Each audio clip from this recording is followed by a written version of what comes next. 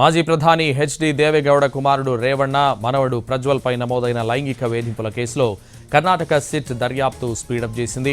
Special investigation team అధికారులు హసన్లోని ప్రజ్వల్ ఇంటికి వెళ్లారు. ప్రజ్వల్ ఇంట్లోని సిబ్బందిని ప్రశ్నించనున్నారు.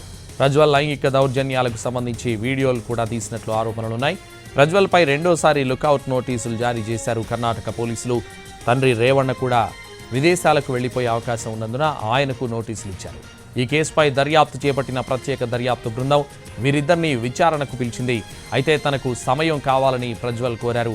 ఇందుకు తిరస్కరించిన అధికారులు ఆయనపై తొలిసారి లుకౌట్ నోటీసులు జారీ చేశారు. ఈ కేసు వెలుగులోకి రాగానే ప్రజ్వల్ దేశం విడిచి వెళ్లిపోయారు. ప్రస్తుతం జర్మనీలో ఉన్నారు. ఈ నోటీసులతో ఆయన దేశంలో అడుగు పెట్టగానే పోలీసులు కస్టడీలోకి తీసుకునే వీలుంటుంది. మరోవైపు నిన్న మైసూర్లో రేవణ్ణ పైన కిడ్నాపింగ్ కేసు బుక్ అయింది.